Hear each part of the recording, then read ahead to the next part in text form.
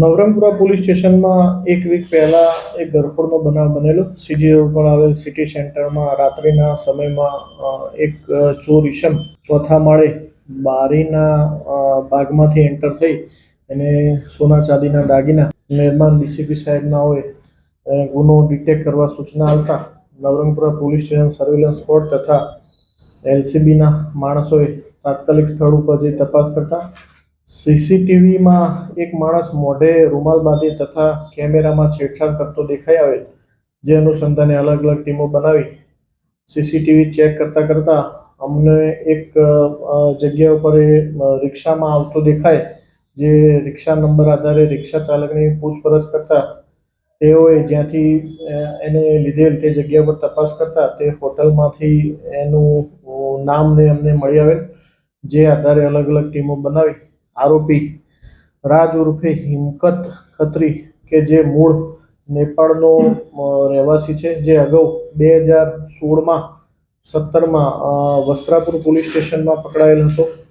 જેનું MCR card check કરતા એ અમને હકીકત જણાઈ આવેલ ને સીસીટીવી ફૂટેજ ચેક કરતા સદર આરોપી મુદ્દામાલ સાથે અમને પકડી આવતા Navrangpura police station, Gujarat university police station તથા આનંદનગર પોલીસ સ્ટેશનના 3 ગુનાનો ભેદ ઉકેલાય છે. એના સિવાય પણ ઘણા ગુના ઘરફોડ ચોરીના નીકળે એની તપાસ ચાલુમાં છે. ચોરી શું કામ કરતો, કયા કારણથી કરતો અને પરિવારનું બેકગ્રાઉન્ડ આખું શું છે? મુખ્યત્વે મૂળ નેપાળનો રહેવાસી છે. એના મધર ફાધર નેપાળ રહે છે. એ 2016માં વસ્ત્રાપુરમાં ચોરી કર્યા પછી સુરત જતો રહેલો. સુરતમાં એને 4 જગ્યા પર પોલીસ સ્ટેશનમાં આ રીતની ચોરી કરેલ. ત્યારબાદ એને પાછા થતા અમદાવાદ સેન્ટ્રલ જેલ ગયેલો. અમદાવાદથી છૂટીને પાછો દિલ્હી જતો રહેલો. ત્યાં એને 2 પત્ની છે. અત્યારેની જે હાલ પત્ની છે એને 2 બાળકો છે. એ પણ અત્યારે હાલ દેવો છે. પણ મૂળ આરોપીને ગેમિંગનો શોખ હતો. જે અલગ અલગ લકી સ્ટાર ને એવિએટર નામની ગેમોમાં રમવાનો શોખીન હોવાથી જે પણ પૈસા ચોરીના એ કમાય એ એમાં નાખીને આ પ્રકારની પ્રવૃત્તિ કરતો હતો.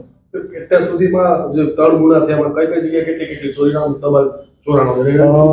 નવરંગપુરા પોલીસ સ્ટેશનમાં જે પણ મુદ્દામાલ પકડાયો એ તો પૂરેપૂરો રિકવર કરવામાં આવેલ છે. યુનિવર્સિટી આનંદનગર પોલીસ સ્ટેશનમાં જે પૈસા આવે ત્યાં દિલ્હી એ જગ્યા ઉપર જ્યાં ગેમિંગના પૈસા એના બાકી હોય